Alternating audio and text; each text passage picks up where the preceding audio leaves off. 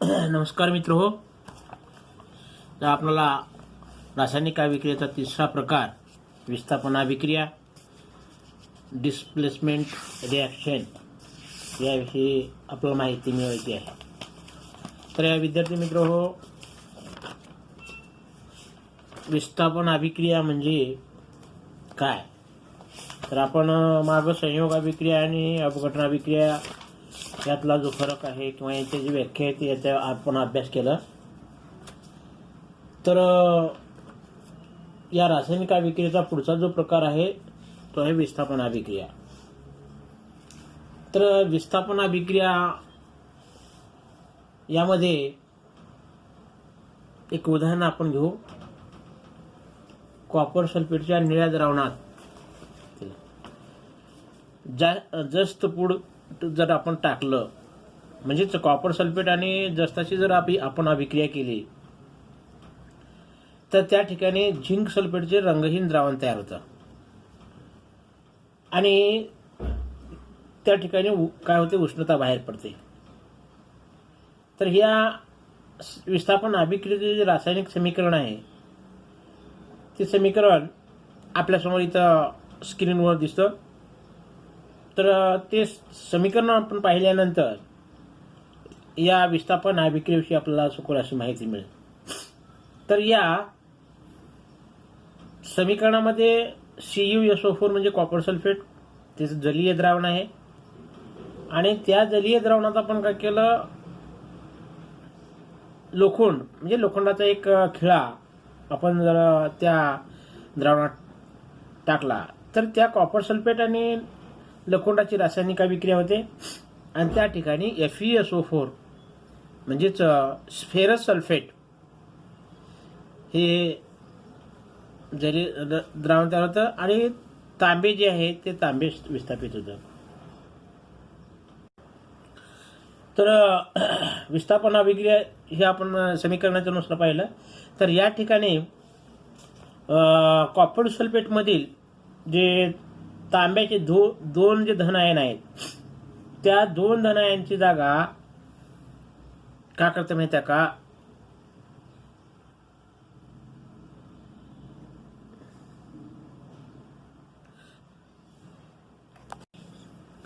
तर इथं हे समीकरण जे आहे हे समीकरण चुकलेले आहे. तर हे जी Fe आहे या Feच्या ठिकाणी Fe जे आहे ह्या Feची जागा म्हणजे कॉपर सल्फेट जे आहे हे कॉपर जे आहे या कॉपरवर दोन धन आयन आहेत आणि या जो लोखंड आहे या लोखंडावर सुद्धा दोन धन आयन आहेत. मग या कॉपरची जागा कोण घेतलं, हे लोखंड घेतलं, आयर्न घेतलं आणि त्यामुळे इथं FeSO4 तयार झालं आणि परत हे जे तांबे आहे हे तांबे काय विस्थापित झालं.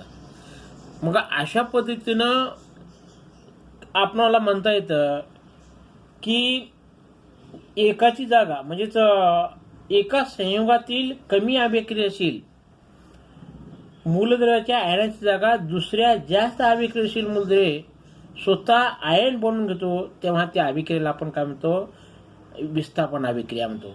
मग आता कमी अभिक्रियाशील कोणता आहे या ठिकाणी, तर हा जो तांबे आहे हा तांबे काय माहिती आहे का, कमी अभिक्रियाशील धातू आहे आणि या कमी अभिक्रियाशील धातूची जागा कोण घेतलं, तर हा जास्त अभिक्रियाशील म्हणजे लोखंड हा जास्त अभिक्रियाशील आहे आणि तो याची जागा घेतला आणि त्या ठिकाणी हे आयर्न सल्फेट तयार झालं आणि हे तांबे विस्थापित झालं. म्हणजे ह्या तांब्याचं या लोखंडाकडून विस्थापन झालं म्हणून या अभिक्रियाला काय म्हणायचं, विस्थापन अभिक्रिया. तेच इंग्रजीमध्ये काय म्हटलं जातं, डिस्प्लेसमेंट रिॲक्शन. तर मित्र अशा पद्धतीनं कमी व जास्त अभिक्रियाशील मूलद्रव्याविषयी ह्याची जी माहिती आहे माहिती आपल्याला धातू विज्ञान या पाठामध्ये आपल्याला घ्यायचंच आहे. तशी ह्या जस्ताप्रमाणे किंवा ह्या लोखंडाप्रमाणे जस्त, शिशे ही मूलद्रव्ये सुद्धा तांब्याला काय करतात, त्याच्या संयोगातून विस्थापित करतात. तर अशा प्रकारचे ही 2-3 उदाहरणावर आपल्याला लक्षात येतं. तर या अभिक्रिया आपण काय म्हणतो, विस्थापन अभिक्रिया म्हणतो. आता रासायनिक अभिक्रियेचा जो पुढचा प्रकार आहे तो आहे दुहेरी विस्थापन अभिक्रिया. Double displacement reaction. मग आता ही डबल डिस्प्लेसमेंट रिॲक्शन म्हणजे काय, तर या ठिकाणी हे विस्थापन अभिक्रियासारखीच आहे, पण तुम्ही इथं काय होतं, दोन संयुगातील घटकाची काय होते, आदला बदल होते. आता हे आपल्या समोर जे समीकरण आहे, या समीकरणामध्ये बेरियम सल्फेट आणि पोटॅशियम क्रोमेट ही दोन्ही संयुग आहेत. तर ह्या बेरियमवर 2 धन आयन आहेत, तर सल्फेटवर 2 ऋण आयन आहेत, आणि पोटॅशियमवर 2 धन आयन आहेत, तर या क्रोमेटवर 2 ऋण आयन आहेत. मग ह्या बेरियमची जागा कोण घेतं, तर बेरियमची जागा पोटॅशियम घेतो. ह्या बेरियमची जागा हा पोटॅशियम घेतो, आणि सल्फेटची जागा कोण घेतं माहिती का, हा क्रोमेट घेतो. मग अशा पद्धतीने आयनांची अदलाबदल झालेली आहे, आणि आयनांची अदलाबदल होऊन त्या ठिकाणी एक अवक्षेप तयार होतं. म्हणजेच या बेरियम क्रोमेट किंवा पोटॅशियम सल्फेट याचे एक अवक्षेप तयार होतं. मग अशा प्रकारच्या अभिक्रिया जी आहे, अशा प्रकारच्या अभिक्रियेला दुहेरी विस्थापन अभिक्रिया म्हणतात. म्हणजे या ठिकाणी दोन्ही संयुगातले जे आयन आहेत त्या आयनांची अदलाबदल. म्हणजे इथं धन आयन आहे, ह्या धन आयनाची ह्या संयुगातलं क्रोमेटवर ऋण आयन बरोबर, आणि इथं ऋण आयन सल्फेट आहे, याची पोटॅशियमची धन आयनाबरोबर काय होते, अदलाबदल होते. मग अशा प्रकारे आयनांची अदलाबदल होऊन जे समीकरण तयार होतं किंवा जी अभिक्रिया घडून येते, त्या अभिक्रियेला काय म्हणायचं, दुहेरी विस्थापन अभिक्रिया, डबल डिस्प्लेसमेंट रिॲक्शन. आता आपल्या ह्या तर मुख्य ज्या अभिक्रिया झाल्या, याच्यानंतर आपल्याला उष्णतेनुसार काही अभिक्रिया आहेत. आता उष्णतेनुसार अभिक्रिया कोणत्या, तर उष्णतेनुसार 2 प्रकारच्या अभिक्रिया आहेत. एका अभिक्रियेला उष्माग्राही अभिक्रिया म्हणायचं, आणि दुसऱ्या अभिक्रियेला उष्मादायी अभिक्रिया म्हणायचं.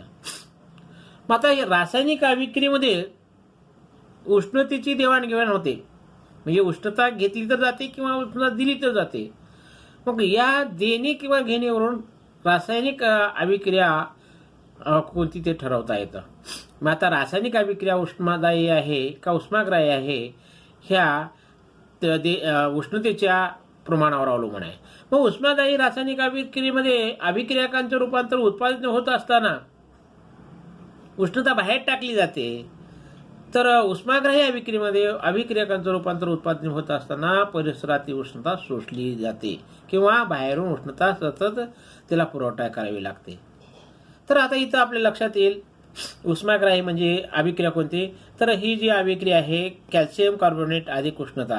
म्हणजे कॅल्शियम कार्बोनेटला जेव्हा आपण उष्णता पुरवठा केली, तर त्या ठिकाणी चुनकळी म्हणजे CaO आणि CO2 ही 2 उत्पादित तयार होतात. मग ही उत्पादित तयार होत असताना इथं उष्णता काय होली आहे, तर इथं उष्णता स्वीकारलेली आहे, उष्णता स्वीकारत आहे. म्हणून या अभिक्रियेला काय म्हणायचं, उष्माग्राही अभिक्रिया. आता दुसरं एक समीकरण काय, कॅल्शियम ऑक्साईड आहे, चुनकळीच आहे, आणि या ठिकाणी पाणी टाकलं तर इथं कॅल्शियम हायड्रॉक्साईड, तर इथं अधिक उष्णता म्हटलं, इथं उष्णता बाहेर टाकली जाते. म्हणजे ह्याला उष्मादायी अभिक्रिया म्हणायचं. म्हणजे उष्णता बाहेर टाकली की त्याला उष्मादायी, आणि उष्णता स्वीकारून घेतली, ग्रहण केली की त्याला उष्माग्राही अभिक्रिया. तर अशा प्रकारे उष्णता देणे किंवा उष्णता घेणे किंवा उष्णता स्वीकारणे किंवा उष्णता बाहेर टाकणे यानुसार अभिक्रियेचे हे 2 प्रकार पडतात. आता काही उदाहरणं पाहू आपण. बर्फ वितळणे, पोटॅशियम नायट्रेट पाण्यात विरघळणे, ही जी उदाहरणं आहेत हे भौतिक बदल घडून त्यांना बाहेरील उष्णता हे शोषले जातात. म्हणून या बर्फ वितळणे आणि पोटॅशियम नायट्रेटचं पाण्यात विरघळणे या अभिक्रियांना उष्माग्राही अभिक्रिया असं म्हणलं जातं. याच्या उलट पाण्यापासून बर्फ तयार होणे, पाण्याला थंड केलं म्हणजे त्यानं उष्णता बाहेर काय केले जाते, ते बाहेर टाकले जाते, मग त्यापासून बर्फ तयार होतं. म्हणजे उष्णता कमी होते, पाण्याची उष्णता कमी झाली म्हणजे बर्फ तयार होतं. आणि सोडियम हायड्रॉक्साईड पाण्यात विरघळलं त्यावेळेस सोडियम हायड्रॉक्साईड पाण्यात विरघळलं, त्या उष्णता बाहेर टाकली जाते. मग अशा पाण्यापासून बर्फ तयार होणे किंवा सोडियम हायड्रॉक्साईड पाण्यात विरघळणे या अभिक्रियांना उष्मादायी अभिक्रिया असं म्हणलं जातं. मग हे भौतिक बदल घडून येत असताना उष्णता बाहेर फेकली जाते आणि त्यामुळे त्या उष्मादायी प्रक्रिया आहेत आणि त्या असं आपल्याला म्हणता येतं. आणि सहन सल्फ्युरिक आम्लाचं पाण्याने विलगीकरण करण्याच्या प्रक्रियेत खूप मोठ्या प्रमाणावर उष्णता बाहेर टाकली जाते आणि त्यामुळे सहन सल्फ्युरिक आम्लात पाणी ओतलं की असं त्याचे पाण्याचे तात्काळ बाष्पीभवन होतं आणि बाष्पीभवन झाल्यानंतर त्याचं काय होतं माहिती का, धोका होण्याचा संभव असतो. म्हणून हे टाळण्यासाठी आवश्यक तितके पाणी काचपात्रात घेऊन त्यात थोडे थोडे सल्फ्युरिक ॲसिड ओतून ढवळलं जातं आणि म्हणजेच एका क्षणी थोडीच उष्णता बाहेर टाकली जाते आणि जर उष्णता जास्त प्रमाणात बाहेर टाकलं तर अपघात होण्याची शक्यता असते. म्हणून अशा प्रकारे ते सावधगिरी आपण तिथं बाळगायला पाहिजे. आता ही झालं थोडक्यात त्याची माहिती. परंतु आता उष्माग्राही आणि उष्मादायी जी प्रक्रिया आहेत ह्या प्रक्रिया कशा घडल्या जातात किंवा प्रक्रिया कशा पद्धतीनं ते हे होतात, तर उदाहरणार्थ एक प्रक्रिया तुम्हाला इथं दिलेली आहे आपल्याला. तर पोटॅशियम नायट्रेट जे आहे, या पोटॅशियम नायट्रेट विरघळण्याची प्रक्रिया घडून येताना त्याचा जे परिसर आहे त्या परिसराची उष्णता ती शोषली जाते. त्यामुळे या पोटॅशियम नायट्रेटचं द्रावण तयार होताना त्याचं तापमान कमी होतं. मग ज्या प्रक्रियेमध्ये बाहेरची उष्णता शोषली जाते त्या प्रक्रियेला उष्माग्राही प्रक्रिया असं म्हणलं जातं. म्हणजे अशी प्रक्रिया आहे की त्या प्रक्रियेमध्ये उष्णता ग्रहण केली जाते आणि जेव्हा NaOH आहे, सोडियम हायड्रॉक्साईड आहे, पाण्यात विरघळ असं त्या उष्णता बाहेर टाकली जाते. मग त्याच्या तापमानात वाढ होते. म्हणून त्या प्रक्रियेला उष्णता बाहेर टाकण्याच्या प्रक्रियेला उष्मादायी प्रक्रिया असं म्हणलं जातं. म्हणजे उष्माग्राही प्रक्रिया किंवा उष्मादायी प्रक्रिया आहे ही उष्णता ग्रहण करणं किंवा उष्णता बाहेर टाकणं यावर त्या आपल्याला प्रक्रिया अवलंबतात. मग इथं पोटॅशियम नायट्रेट हा जो अभिक्रिया दाखवतो तो ग्राही अभिक्रिया दाखवतो आणि जो सोडियम हायड्रॉक्साईड जो पाण्यात विरघळल्यानंतर तो काय होतो उष्मादायी अभिक्रिया दाखवतो. तर अशा प्रकारे हे त्या प्रक्रियाची एक बाबतीत माहिती. आता पुढं उष्माग्राही व उष्मादायी अभिक्रिया कशा आहेत, तर रासायनिक अभिक्रियेमध्ये सुद्धा उष्णतेची देवाणघेवाण होत असते. त्यानुसार काही रासायनिक अभिक्रिया उष्मादायी असतात तर काही उष्माग्राही असतात. मग उष्मादायी रासायनिक अभिक्रियेमध्ये अभिक्रियाकारकांचे त्याच्या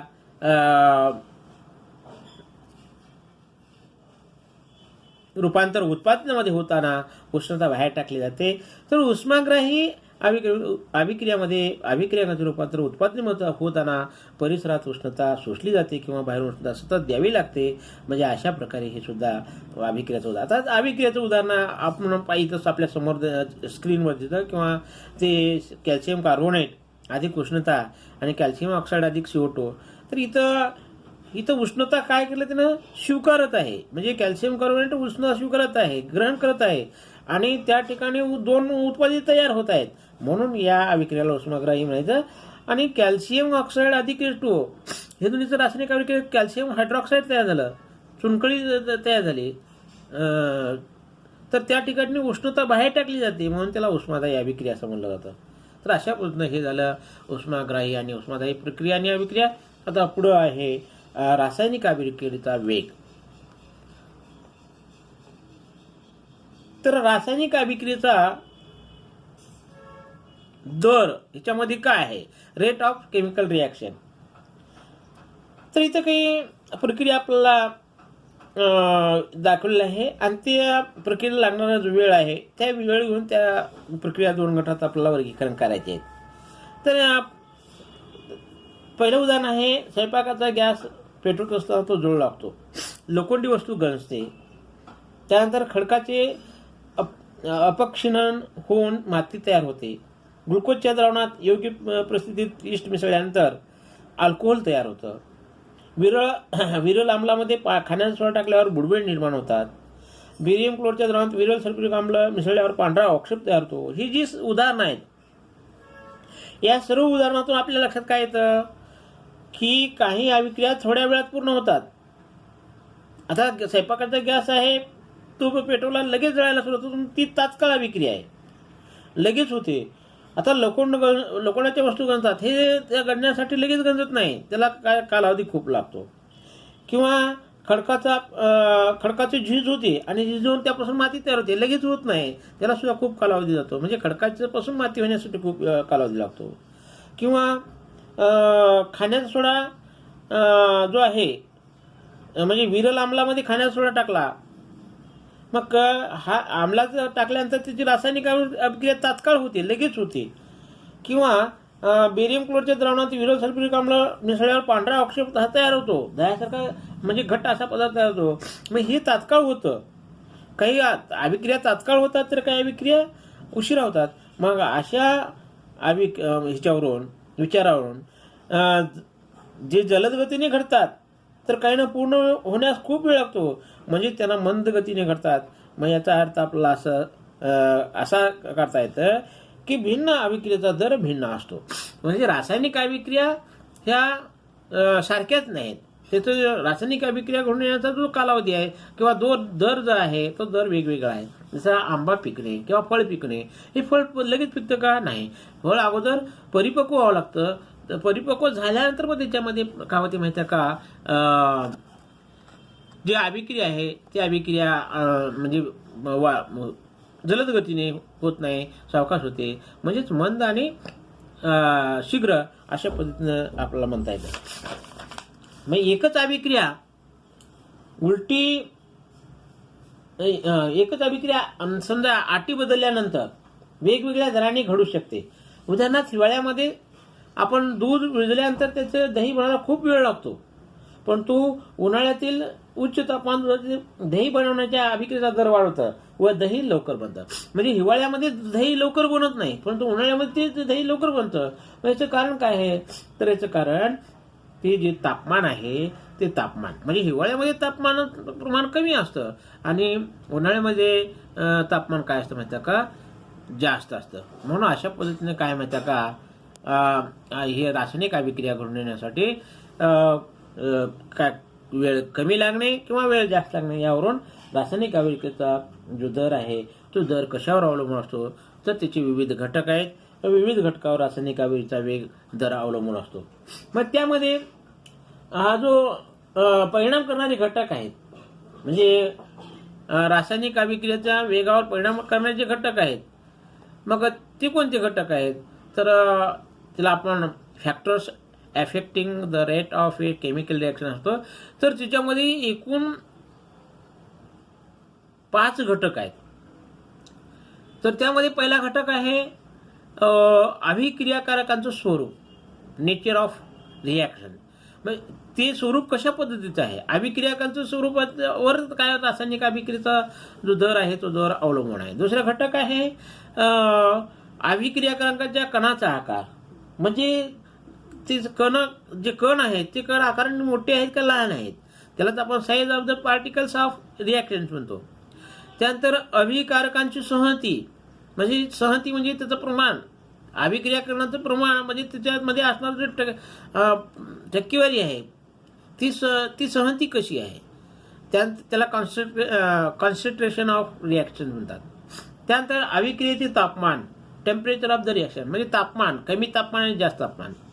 म्हणजे आता उदाहरण आपण सांगितलं, आता तुम्हाला एक उदाहरण सांगितले की हिवाळ्यामध्ये दुधापासून दही लवकर बनत नाही, परंतु तेच उन्हाळ्यामध्ये दही लवकर बनतं. म्हणजे त्याला कारणीभूत काय आहे? तापमान. म्हणजे अशा पद्धतीनं अभिक्रियेचे तापमान. कधी कधी फळ पिकवण्यासाठी तापमान उबदार असलं पाहिजे, मग ते तापमान काय करतं? फळ पिकण्यास मदत करतं. म्हणून अशा प्रकारे तापमानावर काय होतं? रासायनिक अभिक्रियेचा जो दर आहे तो दर अवलंबून राहतो. त्यानंतर आणखी एक शेवटचं आहे उत्प्रेरक, म्हणजेच त्याला कॅटलिस्ट म्हणतात. म्हणजे काही अभिक्रिया अशा असतात की त्याला उत्प्रेरक म्हणून काही पदार्थाची आवश्यकता असते, मदतीस म्हणून काही पदार्थाची आवश्यकता असते. त्याच्यामध्ये काही बदल होत नाही, परंतु ते काय करतात? रासायनिक अभिक्रिया घडून आणण्यासाठी मदत करतात. मग असे मदत करून घडण्यासाठी जे काही पदार्थ असतात त्याला उत्प्रेरक म्हणतात. तर अशा प्रकारे एकूण 5 घटक रासायनिक अभिक्रियेच्या दरावर परिणाम करतात. मग हे सविस्तर आपण उदाहरणासह आपण ह्याची जी माहिती आहे ती माहिती पुढील तासिकेला अभ्यास करू. तर धन्यवाद. इथेच